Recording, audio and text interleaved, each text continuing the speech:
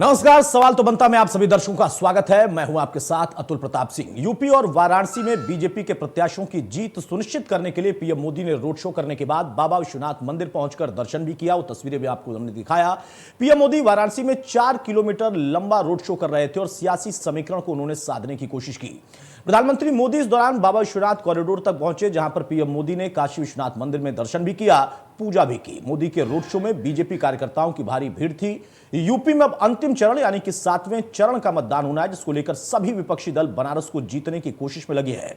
मोदी वाराणसी में road show कर रहे हैं, तो वहीं कांग्रेस नेता राहुल गांधी और कांग्रेस महासचिव प्रियंका गांधी ने काशी विश्वनाथ के दर्शन करने के बाद रोड शो किया। यहां राहुल गांधी ने प्रधानमंत्री मोदी पर अपने ही अंदाज में फिर से निशाना भी साधा।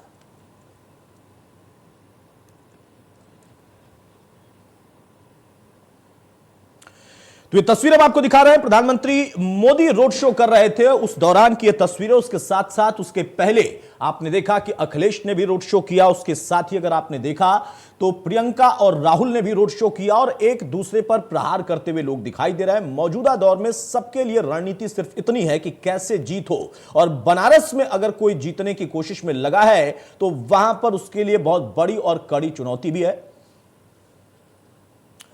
हमारे साथ कुछ खास मेहमान हैं, उनसे मैं आपको तारुफ कराता हूं। चर्चा में आगे बढ़ते हैं। प्रदीप जी हमारे साथ हैं। प्रदीप सिंह, कांग्रेस प्रवक्ता, बहुत स्वागत है प्रदीप जी आपका। अशोक यादव हैं, जो कि पूर्व मंत्री समाजवादी पार्टी के, बहुत स्वागत है अशोक जी आपका। जैनेंद्र अर्कवंशी हैं, सुभाषपा के प्रवक्ता, बहुत स्वागत है जैनेंद्र आपका। सबसे पहले प्रदीप सिंह, शुरुआत में आपसे ही कर रहा हूं। प्रधानमंत्री ने भी पूजा अर्चना की है, उसके साथ साथ प्रियंका राहुल ने भी पूजा अर्चना की, लेकिन क्या लग रहा है कि जो आखिरी फेज है उसमें किस तरीके का सिनेरियो अभी तक कांग्रेस के लिए दिखाई दे रहा है? क्योंकि समाजवादी पार्टी का यह दावा है कि अगर कहीं कोई विपक्ष की भूमिका में है और विपक्ष में कोई नेता बनकर उभरा है तो वो सिर्फ और सिर्फ अखिलेश है।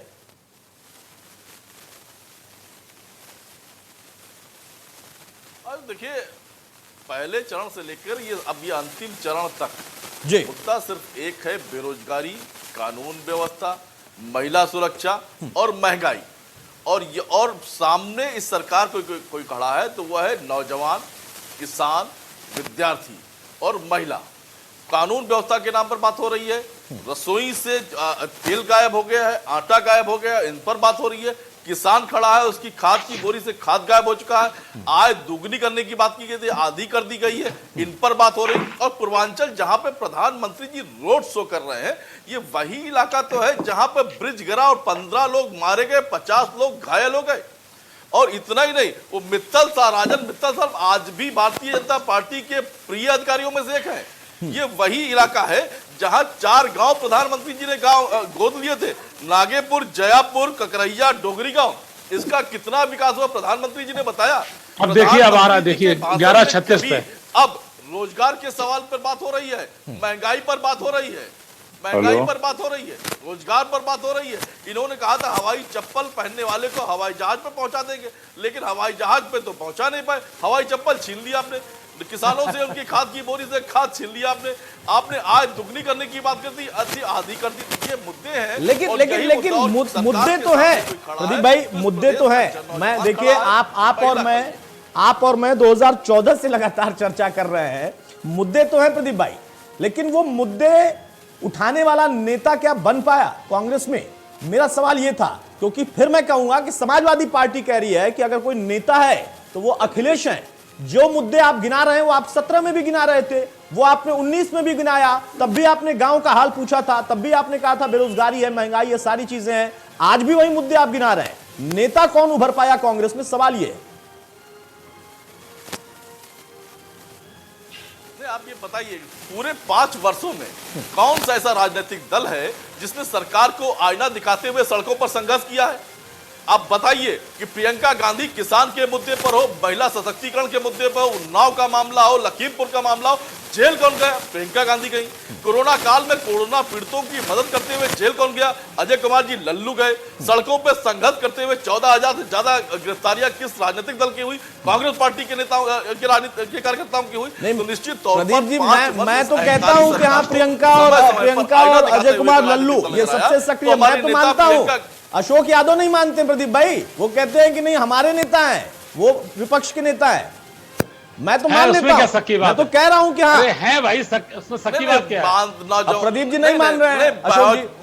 महत्वपूर्ण बात ये नहीं है। हाँ। महत्वपूर्ण बात यह है कि इस सरकार की नाकामी के सामने कौन खड़ा है? नौजवान खड़ा है, विद्यार्थी खड़ा है, महिला खड़ी। और इस सरकार को जाना महत्वपूर्ण मुद्दा यह है कि नेता कौन है, यह महत्वपूर्ण मुद्दा नहीं है। इस प्रदेश में नौजवानों को रोजगार कैसे मिलेगा, महंगाई कैसे कम होगी, आज 100 रुपए के ऊपर पेट्रोल जा रहा है, ये किस पर कैसे बात होगी, यूक्रेन के बच्चों को उनके हाल पर छोड़ दिया गया है, इन पर चर्चा कैसे होगी। तो ये निश्चित तौर पर प्रदेश की आवाम ने तय किया है, ये सरकार जाएगी तभी ये मुद्दे तय होंगे। बताइए अशोक यादव जी, नेता कौन है महत्वपूर्ण नहीं, और आप कहते हैं कि नेता ही महत्वपूर्ण है, हमारे नेता को इतना प्यार मिल रहा है।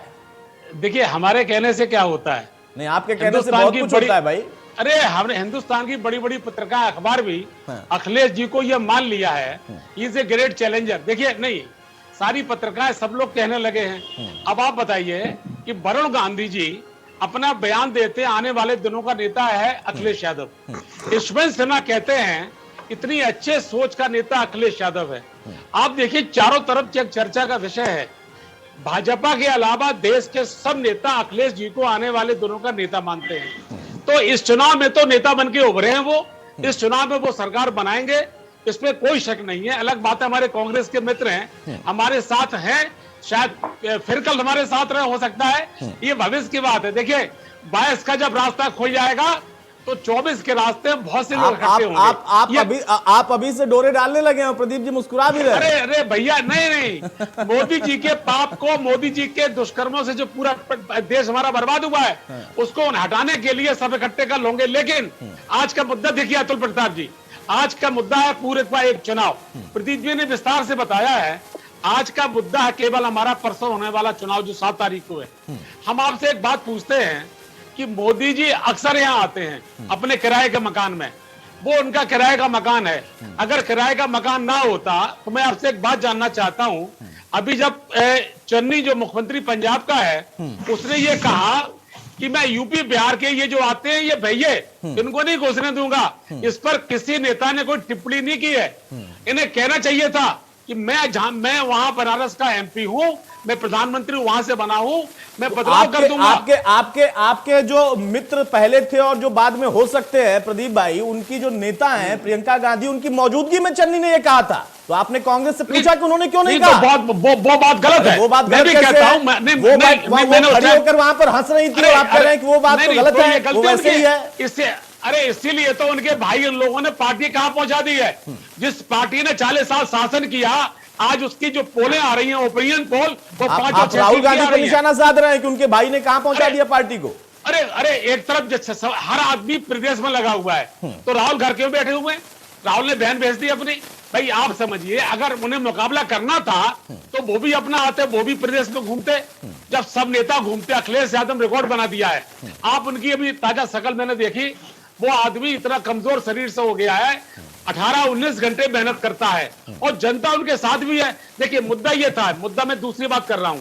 अशोक जी, यही तो समस्या है कि 18-19 घंटे कुछ महीने काम करके आदमी कमजोर हो जा रहा है। बीजेपी इसको भी मुद्दा बना देती है कि हमारे नेता देखिए लगातार 365 दिन 18 घंटे काम करते हैं। आपके नेता कुछ महीने के लिए प्रचार में निकले तो कमजोर हो गए। कुछ महीने के लिए 5 साल सड़कों पे कौन रहा भाई? अरे 5 साल सड़कों पर कौन रहा? प्रदीप जी बता रहे हैं कि उनकी पार्टी रही। आपके नेता 6 महीने पहले आए, उसके पहले तो वो ट्विटर पर थे।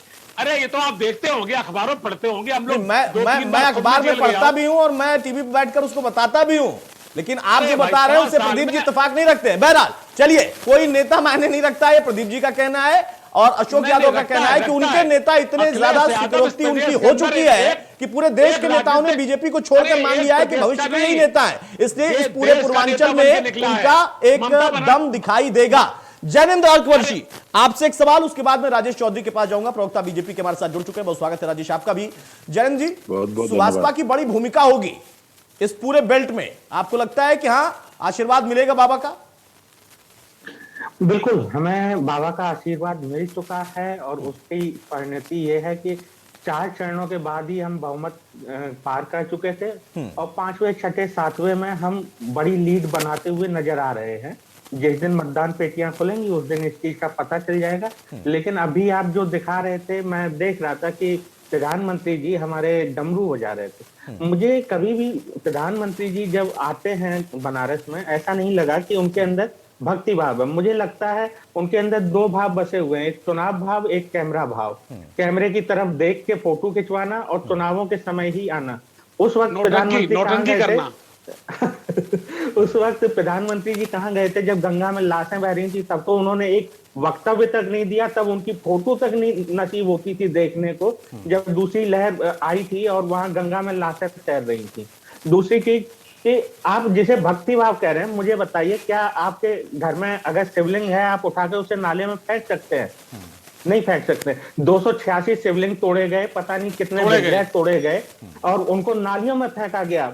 वहां के साधु सन्यासी अनशन पर बैठ गए थे कि भाई इनको निकालो, इनको निकालो, और निकालने के बाद उनमें से कुछ शिवलिंगों को लंका थाने में जमा करवा दिया गया और लंका थाने के अंदर शिवलिंग पड़े हुए हैं आज भी। अगर आप मुझसे पूछेंगे कि ये भक्ति भाव कहलाता है, नहीं, ये भक्ति भाव नहीं कहलाता है। उन्होंने वहां के जो 4 गांव गोद लिए थे, जो हमारे अशोक भाई भी कह रहे थे और पहले कांग्रेस के भी भाई कह रहे थे, उन 4 गांवों की आपने हालत देखी है क्या? उन 4 गांवों की हालत जैसी पहले थी उससे भी बदतर आज की डेट में हो चुकी है। वहां भी कोरोना फैला था, उस समय भी कोई उनकी मदद करने वाला नहीं था। ठीक है, तो मतलब कुल मिलाकर मुद्दे वही हैं जो आप पहले से कह रहे हैं, बाकी दल भी यही कह रहे हैं। लेकिन जो सवाल ये है ना कि बाबा का डमरू बजाना, इसमें अगर आपको नौटंकी दिख रही है या कैमरा को दिखाने के लिए किया जा रहा है, तो ये आपका अपना व्यक्तित्व हो सकता है। मोदी पहले से कई बार इन तमाम चीजों को करते रहे और हर पार्टी के नेता कर रहे हैं। आप भी जाइए डमरू बजाइए, किसने रोका? अगर आपको भी डमरू बजाना है तो जाके बजाइए। रही बात की शिवलिंग, तो इस पर आप लोगों ने पहले भी चुनाव लड़ा, इस मुद्दे को आपने उठाया और उसी प्रदेश की जनता ने और उसी बनारस की जनता ने खारिज किया। राजेश चौधरी साहब, कांग्रेस का कहना है कि हमारे पास नेता भले ना हो, नेता भी है और जनता असल में चुनाव लड़ रही है, इसलिए हम जीत रहे हैं। अशोक यादव का कहना है कि उनके पास नेता इतना बड़ा है कि जीत तो पक्की है। जैनेंद्र अरवंशी का कहना है कि हमने गठबंधन उसी नेता से कर लिया, इसलिए 100% हम जीत चुके हैं, चौथे फेज में जीत गए। देखिए, मैं बड़े गौर से दोनों प्रवक्ता बंधुओं को सुन रहा था, समाजवादी पार्टी और पीला वाले जो बैठे हुए हैं सुभाषपा के। नहीं, तीसरा भी तो है, 3 है, दोनों एक ही हैं।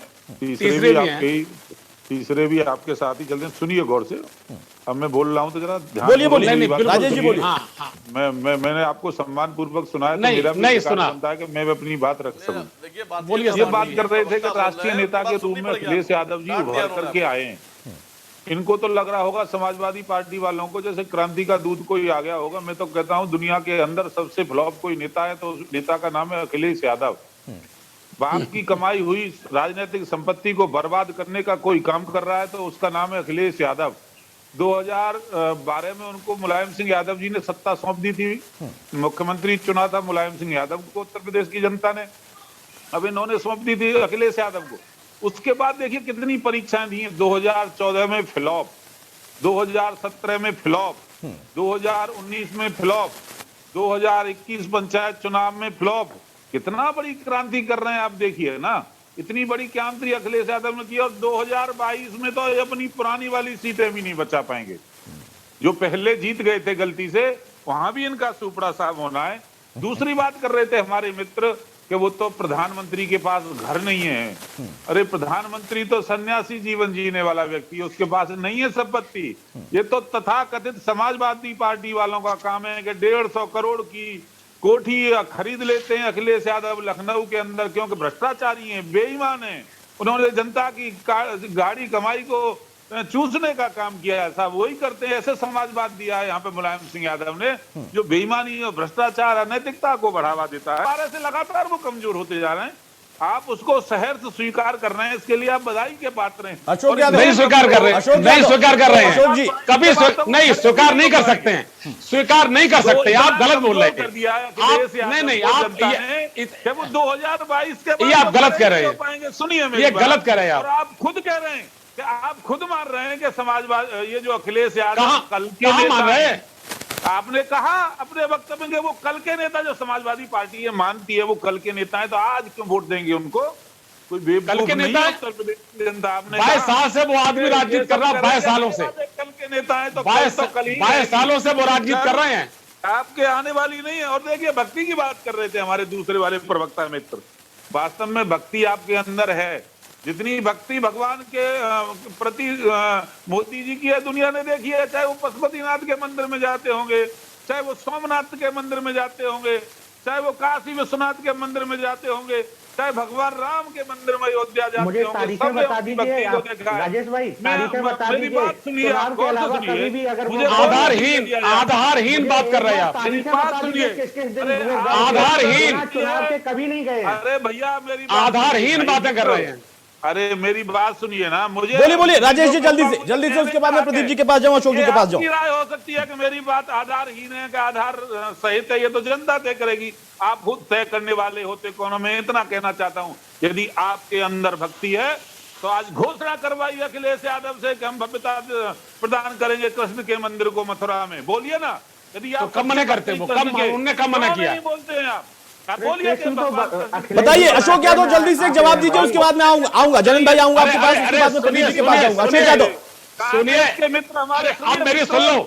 अरे राजेश सुन लो भाई, मैंने बहुत देर तक सुना है, आपको मेरी पूरी बात होने तो मुझे जल्दी से राजेश भाई, जल्दी से राजेश चौधरी साहब, जल्दी से, बहुत जल्दी से अपनी बात पूरी करिए, जल्दी से। मुझे तीनों की बात का जवाब देना है भाई, मुझे तीनों की बात जवाब देना, तीनों के बराबर समय चाहिए ना।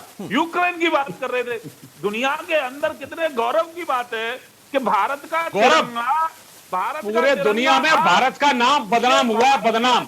सुनो भाई, सुनो, धैर्य पूर्वक सुनो, सब सुनने की आदत डालो। भारत का तिरंगा सुरक्षा की गारंटी बन गया है।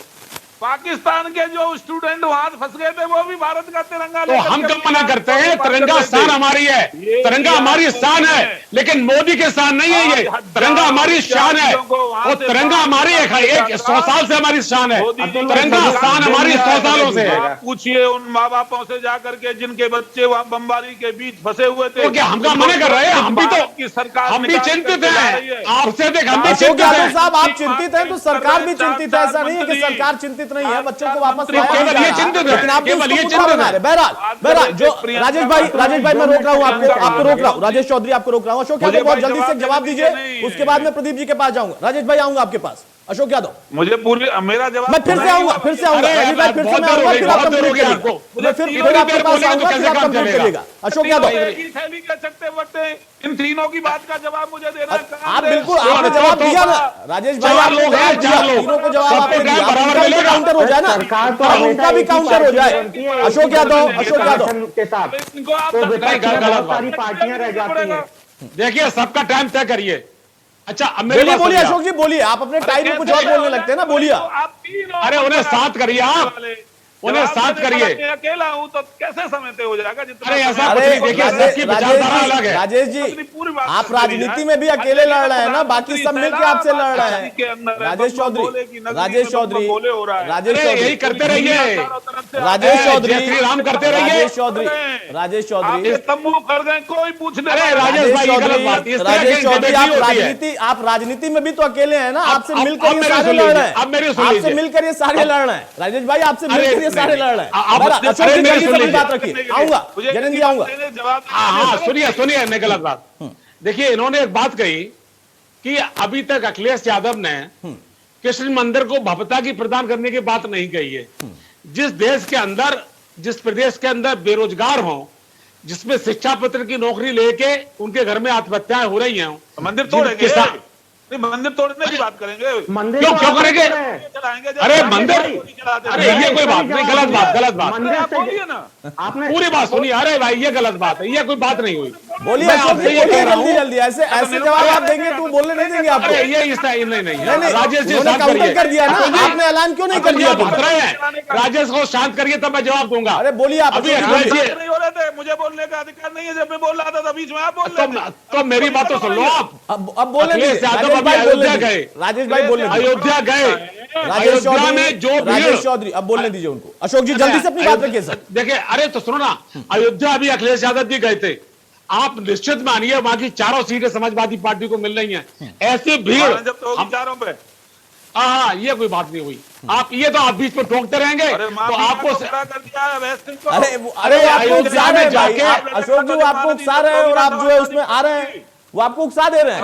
आपकी 4 सीटें हैं पक्की, वो 10 तारीख को तय होगा, वो 10 को तय होगा, नहीं होगा। जानते हैं ना, एडीजी पे हमला किया था। राजेश तो हो चौधरी, गया, तो हो गया, राजेश तब तो चौधरी, देखिए, नहीं। राजेश चौधरी एक मिनट, अशोक जी एक मिनट, अच्छा, मेरी बात राजेश जी, सुनिए। अशोक जी एक अब- मिनट, अशोक जी एक मिनट, राजेश चौधरी अब आप बीच में मत बोलिएगा, आपने सबकी बात रखी Please। थी, आपने भी सुना था, आपने भी अपनी बात रख ली है, अब उनको बोलने दीजिए, अशोक जी को बोलने दीजिए जल्दी से। अशोक जी नहीं, मैं ये कह रहा था कि हमारे दल के नेता जब अयोध्या जाते हैं तो क्या माथा नहीं टेकते? क्या बनारस गए थे अखिलेश जी का अरे माथा तो नहीं अगर टेका? प्रधानमंत्री ने डमरू बजाया तो दिक्कत क्या है? आपके नेता भी जाकर बहुत डमरू बजाए ना फिर। अतुल भाई, अरे कभी खंजड़ी, कभी डमरू। डमरू तो हिला रहे थे। अरे आप इससे कोई दोबारा भला नहीं होना चलाइए, है, कहाँ इससे डमरू कोई बजाए? देश का भला नहीं होना है। भला होना है, पूरब के अंदर उद्योग लगाइए। आपने पूरब के लगा जो दिया था आदमी 5 साल गरीब- में, 5 साल में आपको डबल इंजन की सरकार बनी थी, हमारी नहीं, सरकार तो आपने थोड़ी आपने इतनी अपने कमजोर 5 थी। साल में लगा दिया था उद्योग पूरब में। अरे मैं आपसे, आपकी डबल इंजन की सरकार थी, 6 अरे लाख आपकी करोड़ आपका डबल इंजन बजट था की एक साल सरकार का का। जवाब राजेश देंगे, मैं थोड़े ना दूंगा। मैं कह रहा हूं सपा ने लगा दिया था उद्योग 5 साल में अरे, पूर्वांचल अरे, में। आपने एक बात खुद कही थी कि 2.5 साल अरे उनका मैंने, कार्यकाल बहुत आप मेरी शानदार बात रहा को था। इतना क्यों मानने लगते हैं अशोक जी? मैंने खुद कहा अरे था, मैंने आप कह खुद रहे कहा था। आप नहीं, एंकर जब कह रहा है, अपने तो बड़ा मतलब देखिए, एंकर कह रहा है तो आप अच्छा, मान देखिए, लेंगे। अच्छा ये बताइए, हो सकता 17 है में कि मैं लोगों ने कटाक्ष इसलिए- कर रहा हूं, अरे हो सकता है मैं कटाक्ष कर रहा हूं। अरे आप मेरी सुनिए, 17 में इसलिए वोट दिया लोगों ने कि वहां पर मोदी बैठे हुए हैं, यहाँ बन जाएगी भाजपा की सरकार, तो डबल इंजन की सरकार जब होगी तो नौकरी मिलेंगी लोगों को, लोगों की खुशहाली आएगी, किसान को दूनी कीमत मिलेगी, किसान खुशहाल होगा। लेकिन पूरे प्रदेश के अंदर किसान आत्महत्या करता है, ठीक है। मजदूरी कम हो गई है, नौकरी ले ली गई है, जब भी कोई टेस्ट निकला है उसका पेपर लेक आउट हो गया है, नौकरी नाम किसकी ले की ली है, चीज हमारे नाम आसपास बता नहीं दो। है। एक क्या? आध नाम बता दो किसकी नौकरी ले ली है भाई। नौकरी 1,72,000 जो शिक्षा मित्र थे उनके घरों में रोटियां बननी बंद हो गई, ये वो पता तो आप लगाइए। ही कर गए थे। और पुरानी पेंशन की बहाली से बेरा अब जरा आप दोनों शांत हो गए। ज्ञानेंद्र मैं आपके पास आप आऊंगा, क्या उसके नहीं पहले मैं होते? प्रदीप जी के पास जाऊं। बहुत देर से बेचारे देखिए इंतजार कर रहे हैं, वो किसी के बीच में नहीं बोलते हैं। राजेश भाई मैं आऊंगा आपके पास, तब बोलिएगा। अरे कोर्ट तो उल्टी में प्रदीप आ गया है, जी, मोदी ने प्रदीप कोर्ट को जी, खरीद यहाँ लिया पर है। देखिए आपने कहा कि नेता मायने नहीं रखता है, हमारा संगठन पहले से सक्रिय हुआ है और उसका असर दिखाई देगा। खारिज कर रहे हैं अशोक यादव, वो कह रहे हैं कि उनके पास नेता भी और संगठन तो पहले से ही था, स्वीकार्यता बहुत उनके मजबूत नेता है, की बहुत पूरे देश मजबूत में हो संगठन चुकी हमारा है। है। आपको लगता है कि इस पूर्वांचल में, चलिए वो आरोप प्रत्यारोप अलग होते हैं, लेकिन पूर्वांचल में कम से कम कांग्रेस उस स्थिति में आ पाएगी या उसके करीब भी जा पाएगी जो आज से 30-32 साल पहले होता था? लगता है आपको क्या इतना मजबूत हुआ है संगठन?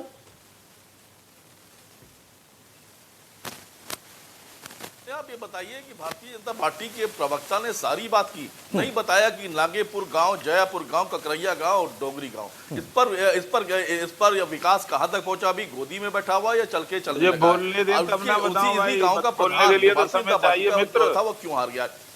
अब पूरी बात आ जाने दीजिए, पूरी बात आ जाने दीजिए। अब पूछना चाहते हैं बनारस इस घटना पे, देखिए, अनम्यूट बनारस करिए के इनको। उस घटना पे राजेश आपने कोई चौधरी को जवाब नहीं अनम्यूट करिए दिया, आप। जिसमें ब्रिज नहीं, गिर गया, नहीं, 50 ब्रिज गिर गया, 15 से मैं ज्यादा जानता हूं लोग कांग्रेस और की आपकी मौत हो आपके गई, दर्द हो रहा है 50 कांग्रेस से ज्यादा वाले लोग की घायल हो गए। इन्हें म्यूट करिए, म्यूट। करीबी इन्हें म्यूट करिए, प्रवक्ता बीजेपी को। इसका जवाब नहीं, हम पूछना चाहते हैं और आप इनको म्यूट करिए। की आवाज पूछना चाहती है। ऐसे तो डिबेट नहीं होती है अतुल प्रताप सिंह जी। विश्वविद्यालय में यौन उत्पीड़न को लेकर जब छात्राएं सड़कों पे उतरी थी तो योगी सरकार की इस अहंकारी पुलिस ने छात्रावास में घुस कर लाठियां चलाई थी।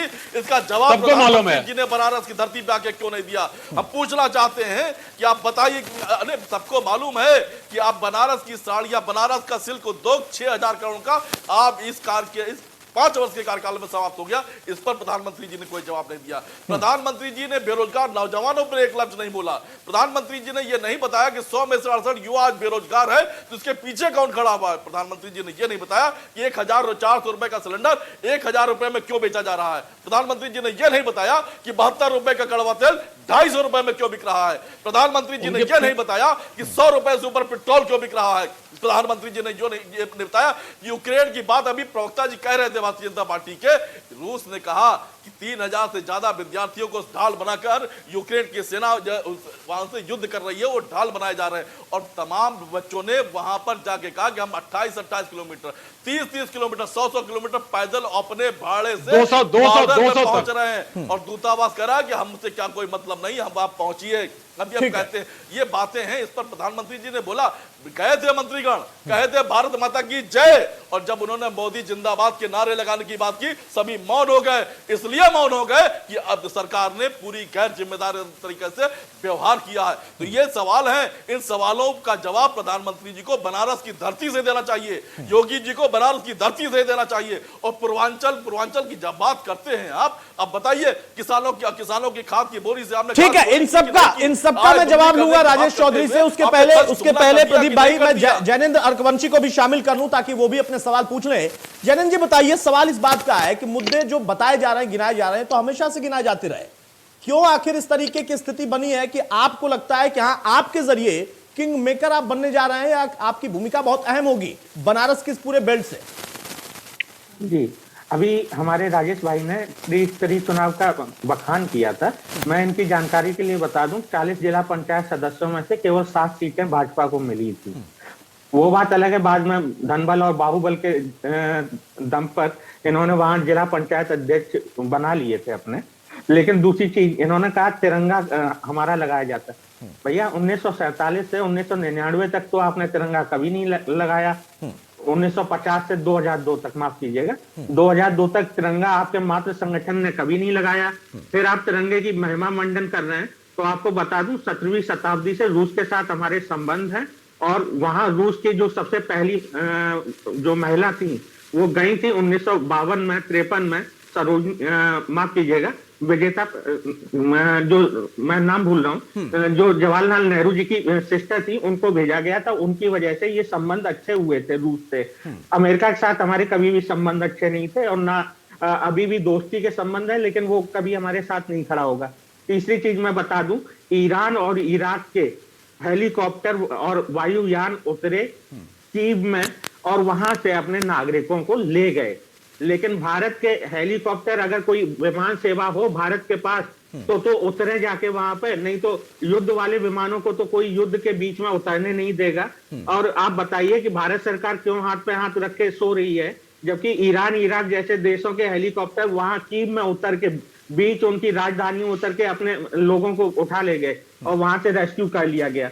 चौथी चीज मैं बताऊंगा कि बनारस में जो आप बार बार कह रहे हैं कि भक्ति भाव है, देखिए मैं बताता हूँ, 7 स्वयंभू शिवलिंग तोड़े गए। पंचकोसी परिक्रमा में 56 विनायक होते हैं, उसमें से 5 विनायक कहाँ गए किसी को नहीं पता है। जो तुलसीदास जी द्वारा वहां पे एक विग्रह हनुमान जी का बनाया गया था ललता घाट पे, उसको तोड़ा गया। उसके अलावा 4 विग्रह और तोड़े गए। उसके अलावा 108 शिवलिंग जो परिसर के अंदर थे, उनको तोड़ा गया। उसके अलावा मैं बताता हूँ, काशी जो काशी की कोसी परिक्रमा होती है, उसके, जैनेंद्र जी आप क्या कहना चाह रहे हैं? काशी विश्वनाथ कॉरिडोर नहीं बनना चाहिए था, ये आपका मानना है, आपकी पार्टी का? मेरा पार्टी का नहीं मानना है और ना मेरा मानना है, लेकिन काशी एक साधना की नगरी है, साधन की नहीं है। और आपको याद होगा कि जब श्रवण कुमार निकले थे, तो उनके माता पिता ने कहा था कि हमें ये 4 धाम यात्रा करा दो, तब वो यात्रा कराने पैदल ले गए थे। ये नहीं था हवाई जहाज से ले गए या हवाई मार्ग से, जबकि श्रवण कुमार को भी मतलब अच्छा खासा वो था, अपना रुतबा था, और देवता उनको आके खुद दर्शन दे सकते थे। तो मैं ये कहना चाह रहा हूँ कि काशी कॉरिडोर के नाम पे वहां मंदिरों को, शिवलिंगों को, विग्रहों को तोड़ा गया। ठीक है, अब मैं देखिए इस मुद्दे को 19 में भी खूब उठाया गया था, लेकिन काशी की जनता तय करती है ना कि कौन चुना जाएगा। काशी की जनता ने तो फिर से उनको चुना, काशी की जनता ने तो फिर से उनको चुना। आपने मंदिर का मुद्दा खूब उठाया था, काशी की जनता ने ही खारिज किया। राजेश चौधरी जल्दी से जवाब दीजिए तीनों लोगों का। प्रदीप जी ने जो बात कही, जो जैनेंद्र कह रहे हैं, और जो बात अशोक यादव साहब ने कही।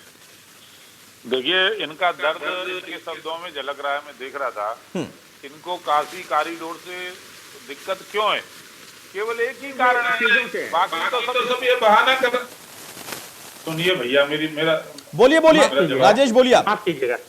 इनको दिक्कत ये है कि मस्जिद कैसे दब गई। ये तो मस्जिद को भव्य और दिव्य बनाना चाहते थे, उसका विस्तारीकरण करना चाहते थे। इसी पे तो आप अब तक करते रहे हैं। हिंदुस्तान को बर्बाद तो आपने किया है मस्जिद मंदिर के नाम पर।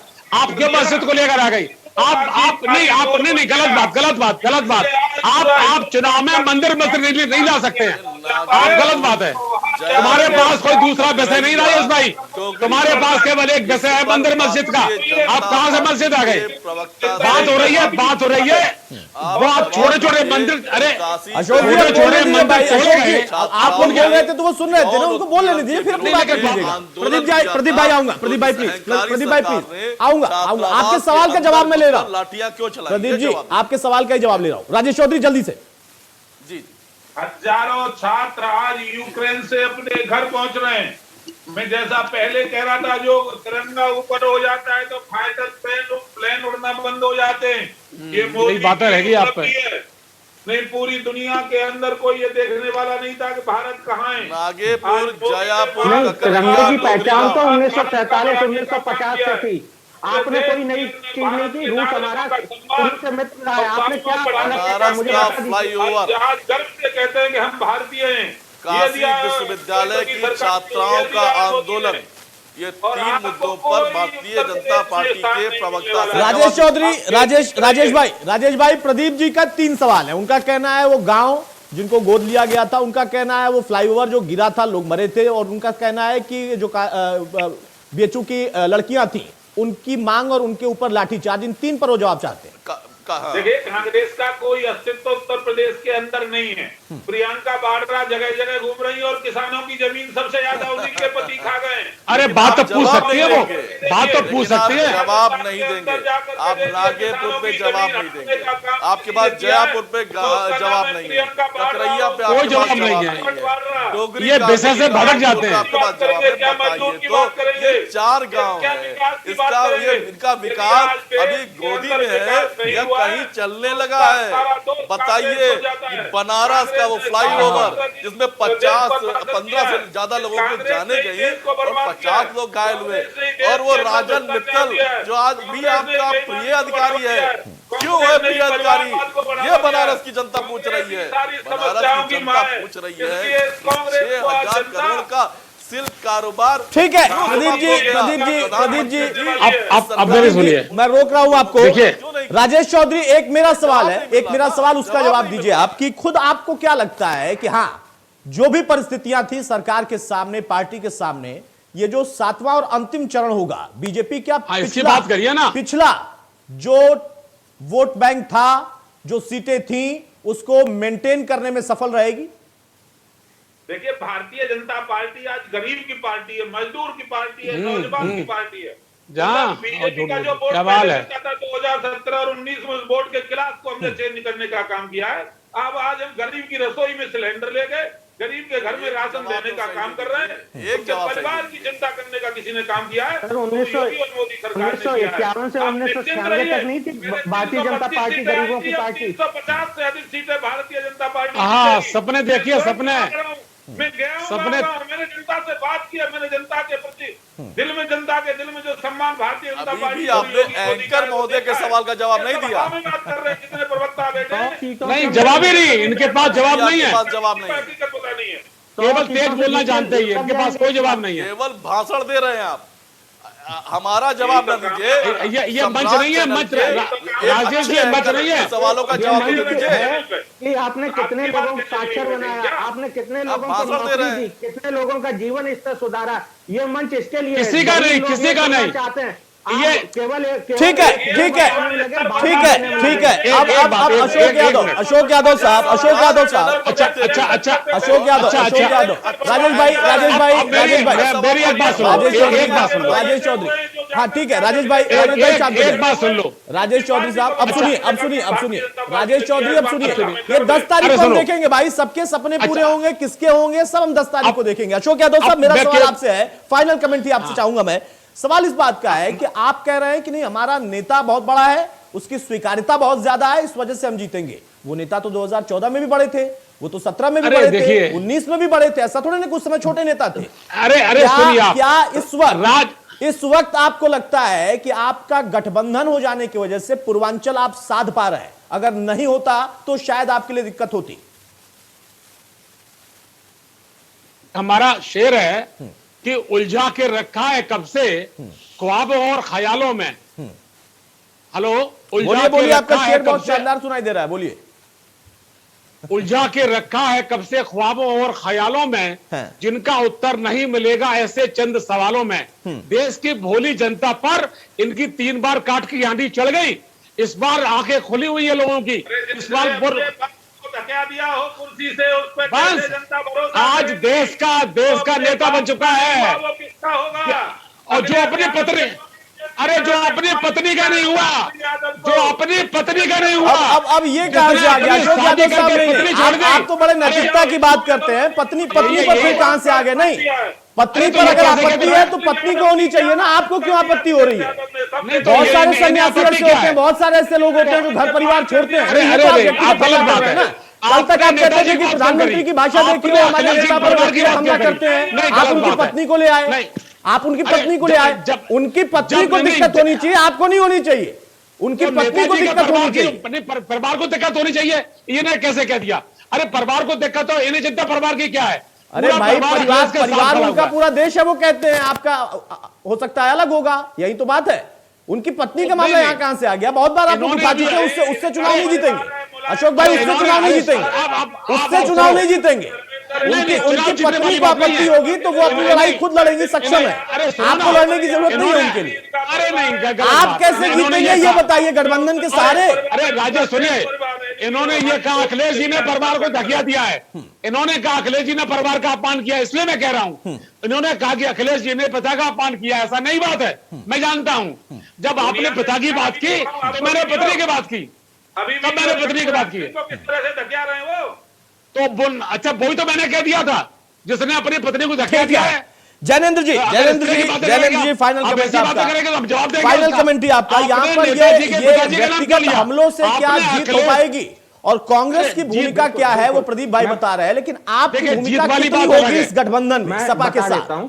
14 साल से भाजपा वनवास में कांटों में पड़ी हुई थी, और जब हमारा साथ मिला तब जाके ये बहुमत के साथ सत्ता में आई थी उत्तर प्रदेश में। और दूसरी चीज बता दूं, नेता से बड़ा बेईमान कोई नहीं है, कान पकड़ कर बाहर कर दिया। अरे ऐसी बातें करते हैं आपको। राजेश चौधरी बोलने दीजिए, राजेश भाई बोलने दीजिए, ऐसे नहीं, ऐसे आप डोमिनेट मत करिए ना राजेश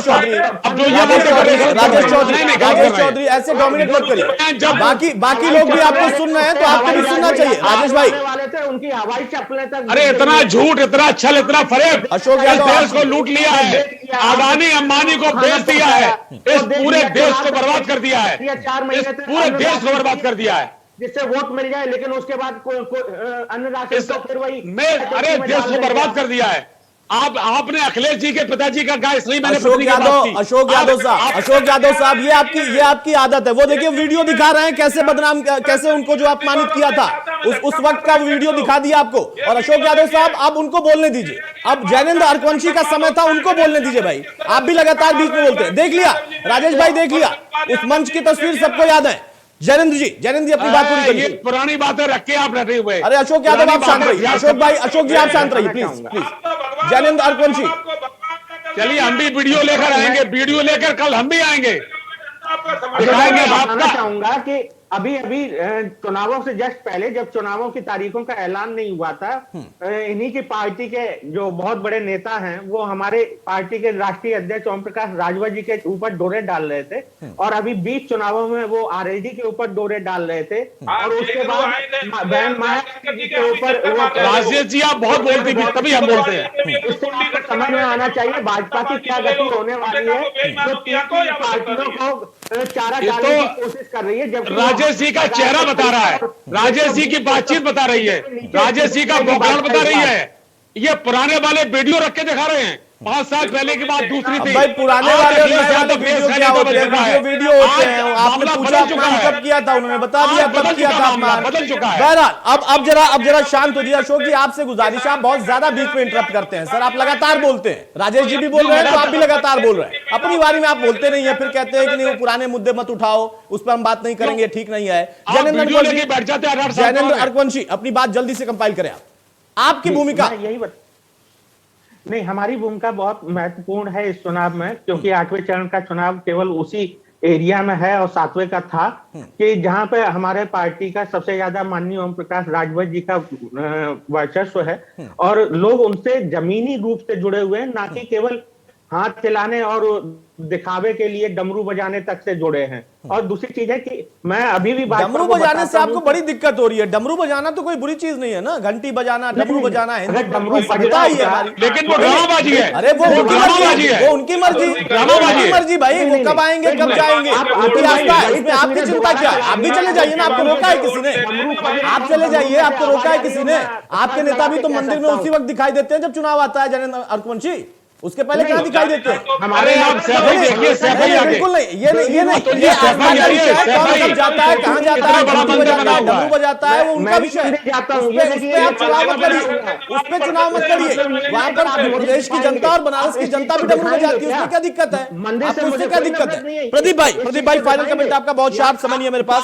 सवाल सिर्फ इतना कि बीजेपी के प्रवक्ता आपको जवाब नहीं दे रहे हैं, आपका ये कहना है आपके सवालों का, क्या जनता आपके लिए जवाब देने वाली है?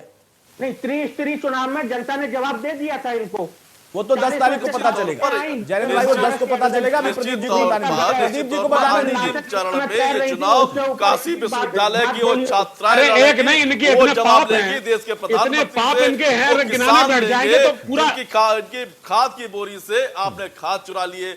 वो व्यापारी लेंगे, वो सिल्क कारोबारी लेंगे जिनके उद्योग आपने बंद करा दिए।